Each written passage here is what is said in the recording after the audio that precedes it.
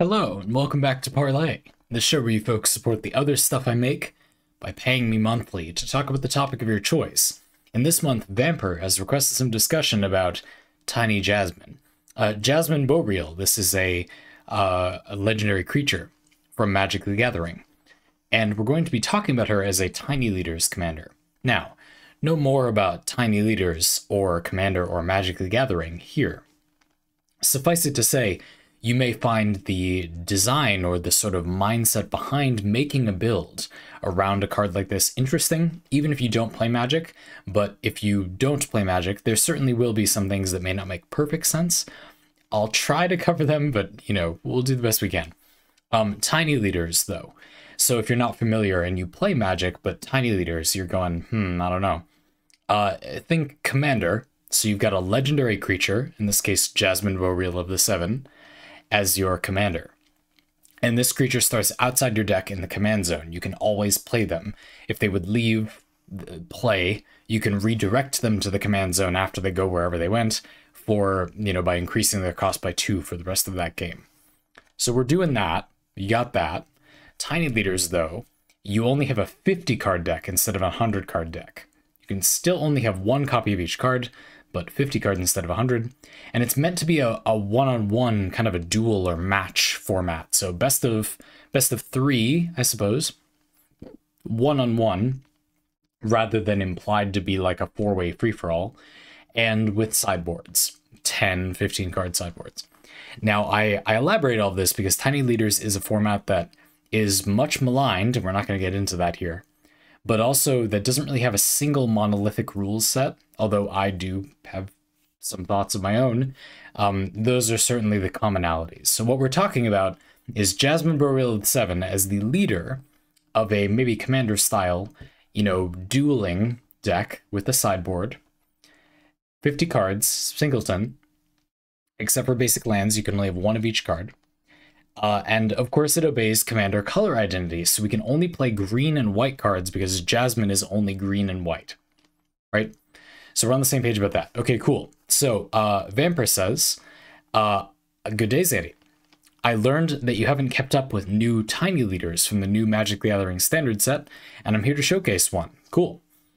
I've been playtesting a deck with her to some moderate success. It's none of the Jasmine Boreal, vanilla tribal connoisseur. It seems like a good time to read the card. Reading the card explains the card.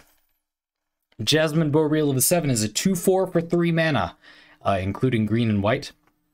She can tap to add 2 mana, 1 green and 1 white, but you can only spend that mana on creature spells with no abilities. Now, no abilities. I'm not a rules expert on this exact part of the game, but my understanding from looking into it very briefly before this parlay is that no abilities doesn't just mean no keyword abilities. It doesn't mean no flying, no first strike. It doesn't just mean that. It means basically no text. There's one exception that I found that I'm going to recommend a little bit, but basically it means no text, not just no keyword ability. It means like nothing, a totally vanilla creature. Okay, only creature spells with basically no text, with an exception I found. Creatures you control with no abilities also can't be blocked by creatures with abilities, which for all intents and purposes makes your creatures unblockable, except the most common exception would be against tokens. Almost none of your opponents will be playing creatures with no abilities, so your creatures are basically unblockable, except maybe against tokens. We'll come back to that later. Vamper continues. You've got a sample of the deck you've been running. I quickly skimmed it. I hope I don't overlook anything in that deck list, but forgive me, with limited time, I can't promise you I'll pertain to everything in that deck list. But I did briefly skim the deck list you sent me. You say it's got a lot of small synergies that have to do with keeping text off of your creatures, so Jasmine can make them essentially unblockable. Despite the cuteness of the equipment you're using not giving abilities, and Darksteel Mutation giving an enemy creature indestructible, which Jasmine then makes them like useless as a blocker. That's very cool, by the way. You've been struggling to find the identity of the deck, and that's what this parlay is about. Beatdown with medium-sized creatures that are unblockable. That's good, but it's neither too aggressive to endgames too quickly, nor too passive to accrue advantage over decks which have more text on the cards they're running. A couple words on the design of Jasmine, maybe some tips on resolving that tension in the deck that I've described. Absolutely. Sure. I definitely have some thoughts. First, on Jasmine as a card in general. I think that the tap ability to get mana is a little bit of a misdirection to some extent. As you've identified in your deck list, a lot of the most powerful creatures with no abilities are tokens, especially in a format where you can't play any creature with cost over 3 mana. Remember, in Tiny Leaders, we can't play creatures with commemorative mana cost over 3, and if they have X in their cost, then they often have a comes into play ability or enters the battlefield ability that gives them counters to make them big, but that's an ability. That's a triggered ability that triggers when they enter the battlefield. So for all intents and purposes, Jasmine cannot benefit any creatures that don't cost 3 or less mana, because you can't get around that using, again, X spells and stuff. For this reason and others, again, I think that tap ability is a bit of a distraction. You can only use it on creatures, and remember that also means they have to be creatures that would benefit from, you know, green and white mana, that are unusually large. It turns out there just aren't that many. You've identified a few. There's that 3 mana 4/5. It's just a vanilla 4/5, but it's 3 mana. It's all green mana. So Jasmine's tap ability doesn't give you 2 mana for that creature because it doesn't cost any white or any color mana. It only costs 3 green mana. So Jasmine's tap ability to get you mana is surprisingly bad for a lot of the best vanilla creatures. They either don't cost both colors of mana, because that's how they're balanced to be fair as like a vanilla beat stick, or the spell is not a creature spell. Again, what's weird is that her second line of text only cares about creatures with no abilities, not creature spells. So the first line of text, I don't know. You know, the other thing is that because Jasmine makes creatures with no abilities unblockable, they're gonna swing in, they're gonna attack, and then your opponent's gonna crack back. You know, if you're racing an opponent that's playing more aggressive or just creature-focused strategy, they can't block, so they'll probably attack you. And then you're just racing. Jasmine might be more useful as a blocker, so I certainly wouldn't want to tap her during my turn as often, because I would often want her to be blocking. Since my other creatures likely won't, they'll be attacking. I'll get back to this later, but I think abilities that let you untap your own creatures are very good in this strategy, because what this deck would like the most is vigilance, but you can't do it, because if the creatures have vigilance, they're not unblockable with Jasmine's ability, so you're kind of stuck. Anyway, overall, my evaluation here is that, yeah, like tokens are a pretty big deal. Her first line of text doesn't really interact with spells that make tokens that are not creatures, but you want to play some token making spells. A lot of the biggest vanilla creatures are tokens. You've got some of them. Call of the Herd, Ronus's Last Stand. You've got some of that stuff locked in already. So that's a pretty clear payoff. I think Jasmine blocking a lot is really good. And you did another thing that I think would be the most obvious piece of advice, which is to defend your stuff, right? If Jasmine dies, you just have a bunch of vanilla creatures. You have a whole deck of creatures with no abilities if Jasmine dies. So you really want to be able to protect one creature. And you do have a lot of protection stuff in your deck. Things that give creatures hexproof so they can't be targeted, or protection so they can't be killed by your opponent's spells. And Jasmine is a 2/4, so she's not very likely to die to damage, at least very trivial damage. It would take something significant for her to be killed. 2/4 is definitely a good stat line for this creature. She's got high toughness, she's got a big butt, to be frank, which is very effective. That's definitely a strong part of this card. Now, to dig into it a little more, basically you're saying, yeah, like you can just beat your opponent up with big creatures, but what does the deck do, though, kind of, you know? I think that it's a little complicated what the benefit of this card is. In short, I feel like the main benefit is that Jasmine turns any random single creature into a credible threat to your opponent's health without any further interaction. Now, decks that are maybe more traditionally aggressive, well, they'll often do something like they'll play a good costed creature with some good ability, but also good stats for the cost. And that creature's not much smaller than your creature. It's a little smaller, but it's smaller than your vanilla creature with no abilities that you're playing. Ideally, the game is balanced in such a way that a totally vanilla creature is a bit bigger on average than someone with abilities. And that is true. You know, in green, certainly, your 4/5 for 3, like that creature, that is bigger than anything your opponent's going to play in terms of stats on its own. And then Jasmine makes it unblockable. This is really good. It doesn't compare directly to what your opponent playing maybe a traditional aggressive strategy might do. They might play a creature that's smaller, but they're going to play some abilities on it, or they're going to play spells with it that are going to magnify the damage it deals. And thinking about it on the surface, you can't really compete with that. You have a deck full of vanilla, after all. But what you do get is the ability to trade favorably. You get big creatures that are credible threats that your opponent actually cares about killing most of the time more easily. And they can kill Jasmine, but of course she goes to the command zone, so you could replay her. I think this deck specializes in trading. You should be able to gain incremental advantage by playing threats that wouldn't normally be that significant. You play a 4/5 with no abilities for 3 mana. Yeah, it's big, but your opponent can just block it. Jasmine makes it into, again, more of a credible threat by making it evasive. It's unblockable, it can get through. So what you need to do to capitalize on that, in my opinion, is more trading, somewhat counterproductively. If this deck has a way to get card advantage, to draw more cards, you're drawing a ton of individual cards that are these very scary threats, whereas your opponent is going to need to construct a meaningful threat out of multiple parts. Tiny Leaders in general is a format to some degree defined by how you can't usually play any one card that sort of does the game by itself. There's a lot of threats in Magic the Gathering that are, 4 mana is usually the cutoff, hence Tiny Leaders, where you play a card and this card unchecked, all things being equal, kind of wins the game by itself. Tiny Leaders sort of doesn't have those types of threats.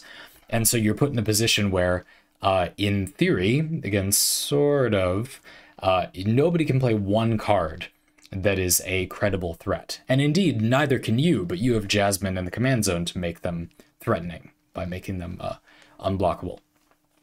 You can play some random crap and your opponent is taking big hits unless they do something about it. That is normally quite challenging in this format. Usually, you're used to people making multi-card plays and maybe drawing a few more cards so that they can construct those ways to kill their opponent. Now, I think that's exactly what this deck would benefit from. I think your deck has great card quality, sort of. You can play, again, these very, very powerful spells that normally wouldn't be that significant. And Call of the Herd is a 3 mana spell that makes an elephant token, a 3/3, and then you flash it back for 4 mana. Is that right? It's something like that. That's a lot of body for one card, and they're unblockable 3/3s for you. That's crazy. Like, that's such good card quality. You kind of get some card advantage there too. The 3/3s being unblockable is big. Like, that's scary. Your opponent has to do something significant to kill them. But the deck needs card advantage, and it's hard because you can't really play creatures that give it to you exactly. They can't really have text. There are green enchantments. The name of this specific one I have in mind is not coming to my mind, but you'll be able to find them. Green enchantment spells that make it so when you play a creature with power, it's often 4 or greater, but there is one that's power 3 or greater. You draw a card. That would be nuts in this deck. So many of the vanilla creatures you're playing are, 3/3 or bigger. Being able to draw cards off of them, and that text doesn't go on the creatures, that's on the enchantment, is huge. That means you have these single cards that replace themselves, and they're very threatening to your opponent. They're really scary. Your opponent dies if they don't deal with them. That seems really good. So that's the first thing. Something like that would be excellent. Another way to approach this is to look at what the payoffs of this card are, you've kind of already done a good job of this. You know, what theoretical card, this is how I often do it, would be good in this deck? And then because Magic is so big, it probably exists, you know, if it's a combination of two effects. For example, one thing I was thinking about with this card is, you know, you would like something like a creature that destroyed an artifact or enchantment when it came into play. Your opponent plays some utility thing to stop your creatures from crashing in, and you have a creature that's just a vanilla creature, but it destroys an artifact or enchantment or something, a problematic permanent, when it comes into play. The problem is you can't do that because that triggered ability counts as an ability, which disables Jasmine's benefits. But there are ways to get an effect like that a little bit. Imagine a theoretical spell that when you play it, destroys an artifact or enchantment, let's say, and then makes you a creature token that is a vanilla creature. Well, you have basically the best version I can think of this card. It's called Sundering Stroke, I think. It's double hybrid green and white mana, and it destroys an artifact or enchantment, and then populates. It duplicates a token you have in play, which often means you pay 2 mana to kill something and make a 3/3 elephant. That's cracked. Like, that's nuts. I like, just shut down the match right there. That's crazy value, of course. And you have to make some sacrifices for that, sure. Anyway, there are definitely other cards like that I wanted to quickly look at. I just pulled up a few things as example food for thought. I like the idea of something like Verdant Command. This is another version of the same thing, a spell which kind of like removes a thing or deals with a problem, and then it makes vanilla creatures. That way they don't have abilities. So you get 2 tapped 1/1 green squirrel tokens. Not amazing, but they are unblockable. It's 2 unblockable damage. That's not terrible.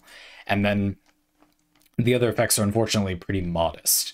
It exiles a card from a graveyard. It counters a loyalty ability of a planeswalker. Now, I don't think this card is very good in tiny leaders. I think that the likelihood that your opponent is playing one of the few available planeswalkers in this format where we can't play cards over 3 mana is pretty low. And so the problem with this card is that it makes tokens and then it does some other utility effect that isn't written on the creature. That's good with Jasmine. The problem is the other 3 abilities that don't make tokens are not likely enough to actually do anything for this to be a main deck card. But I still feel like this might be a strong sideboard card if you need graveyard countering, or you know, planeswalker something. Your opponent might be playing one of the few available planeswalker commanders in tiny leaders. There are a few. Then this could be really good. It's a card that you'd be happy to play anyway, so long as one of the other 3 modes was relevant. If you're fighting a burn deck, gaining the life is pretty good too. So I thought this was interesting. Again, you kind of have not the best version, but a really good version of this concept, which is that Sundering Stroke card I talked about before. But I wanted to mention something like this, and just that category of card is theoretically very strong in this deck. It's just maybe challenging to find good ones. This is an instant too, which carries me over into my next point. I want to recommend Savage Summoning. In theory, it'd be really nice to flash in a creature. You block with Jasmine or whatever, and then you get to tap her after you blocked with her and pay mana for a creature, but it can't have flash because that's an ability, and you have to declare all blockers at the same time, so it wouldn't be able to block. But the idea that Jasmine might be untapped on your opponent's turn, and then you flash something in, is good, maybe. You just can't play creatures with flash because that's an ability. So that sucks. And one problem with this deck, I think, is that it would be might predictable, because you're put in a situation where your opponent knows you can't play stuff like creatures, proactive threats, basically, on your opponent's turn. They know that on their turn, you can't play like a body against them easily. Instants that make tokens are therefore good in this deck. We talked about Verdant Command, but I'm also really interested in the possibility of occasionally flashing in a creature as well, and Savage Summoning does it in a way that gets you around that. It says, Savage Summon can't be countered. Next creature you cast this turn, it can be cast as though it had flash. It doesn't gain flash. It can just be cast as though it has flash. It can't be countered, and it enters the battlefield with an additional 1/1 counter that doesn't interfere with Jasmine's ability. So this is basically a way to give a creature flash without actually giving them the ability flash. They don't gain any abilities. It does the exact same thing as if it just gave them flash, but it just doesn't give them flash. A bit of a rules lawyery approach, maybe, but it works, at least as far as I'm aware. This card has one problem, which is that it's very, very card advantage inefficient if you don't play it to counter like a deck with a bunch of counter spells. This can be used to counter your opponent's counterspell heavy deck. It's good in two ways at doing that. The first one is that it can't be countered like a million times, of course. The other reason, though, is that because it lets you flash a creature in, you can try to make a play on your opponent's turn, and then untap and play even more stuff to try to overwhelm their counter magic. You'll at least get one body in play, and it's all uphill from there.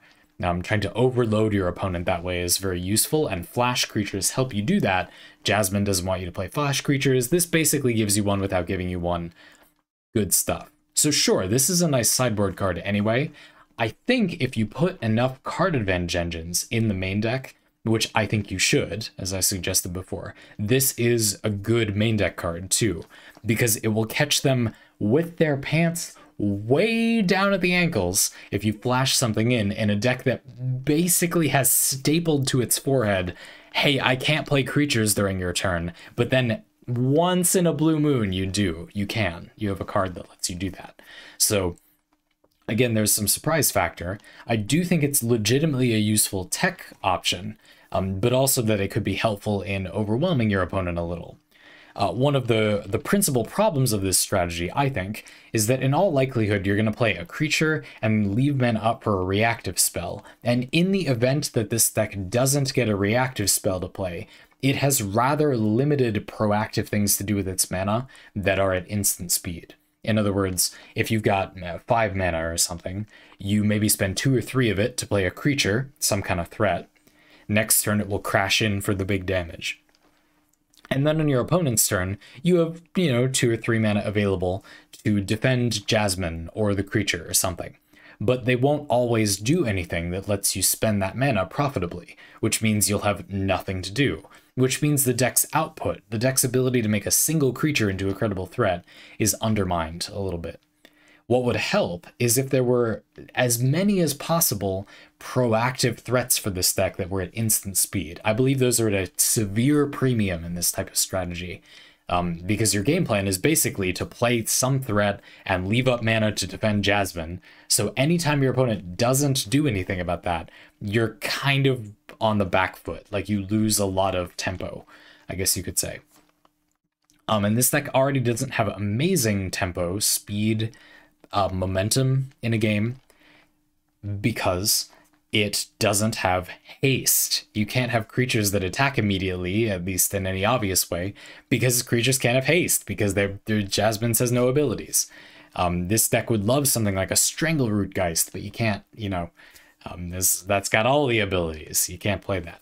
So I do think essentially anything that is a reasonable threat in this deck that is instant speed is get that in there, like put it in. Which is why I feel like something like Savage Summoning is really good, even though it can be a bit, card expensive. Like you're paying 2 cards to basically just play a creature. It makes it a little bigger, but anyway, I feel like that does come at a premium in this deck. That is very valuable in this strategy, in my opinion. So, having said all of that, any other thoughts? Yeah, again, it seems like it would be a very good sort of mid-range strategy where rather than being aggressive or passive or controlling the board, you just try to win on advantage. Against a more controlling strategy, you have a barrage of threats your opponent can't do much about that they have to remove one at a time, and you're very, very resilient to being 2-for-1s. You're not going to play a creature and then like enchant it or something that often. Mostly, your threats stand alone, or you've picked some really good equipment that helps your creatures get a damage multiplier without giving them an ability. I liked Inquisitor's Flail in particular, a clever way to basically make your opponent hit twice, your creature hit twice, by giving them double strike, without actually giving them the ability double strike. Very clever.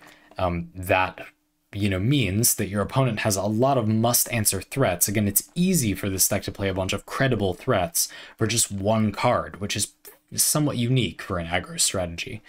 So when you want to just kill your opponent, I think that's a place where you're doing pretty good, provided you draw enough cards back. So I do think that's very important. And then when you play against an aggressive strategy, well, your creatures are literally just bigger by a lot, probably. So it should be quite easy to stabilize. You have a lot of small creatures that would be good at trading with an aggro strategy. And you're kind of built for value if you have that sort of card draw thing going. I noticed that you did something very, very nice where you included snow lands, so you can play that 2/2 for 1 mana. That's 1 snow mana, Icehide Golem, I believe.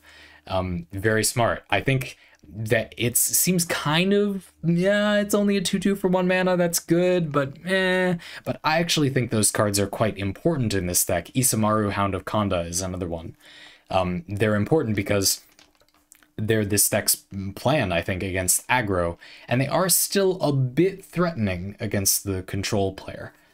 So yeah, I think that this deck is interested in reacting to that. It's got good value, very good effective card quality. Like, doesn't seem like a lot of the cards are good on their own, but provided your commander stays alive, a lot of your cards are effectively very strong.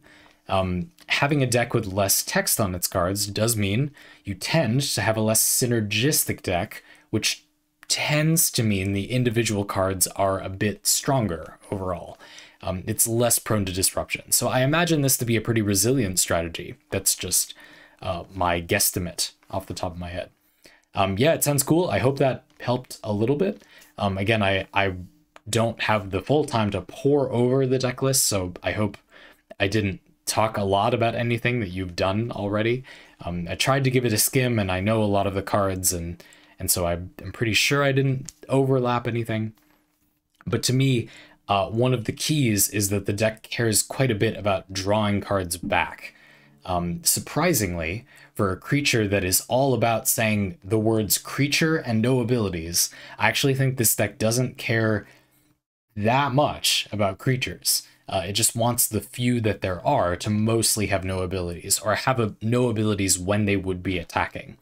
You get a couple of cards like Vines of Vastwood that might get around the no abilities clause, depending on how they're worded, but other cards that might grant a creature an ability, but only when they've already attacked. Remember, they're unblockable. That's all them having no abilities does. So the moment they haven't been blocked, as soon as we're not in the blocking step, basically, or we've passed the blockers step on your turn, your creatures can have abilities. It doesn't do anything. So, of course, you've mostly avoided that, which I think is wise.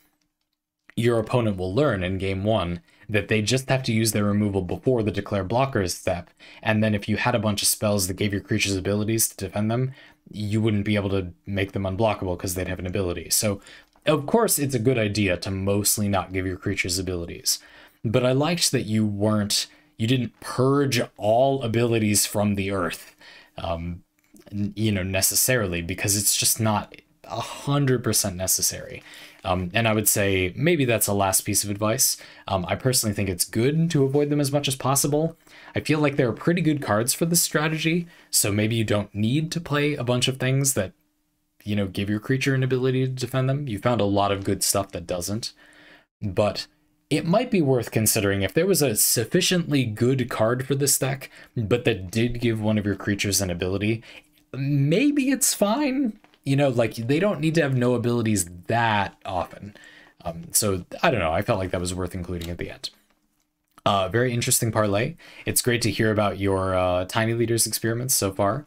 I have read over the recent sets, I just haven't had time to brew with them. I haven't made anything of my own. But this card did catch my eye. I am happy I got to see somebody build it. I wasn't something I was planning on making a build for, so it was cool to see your take.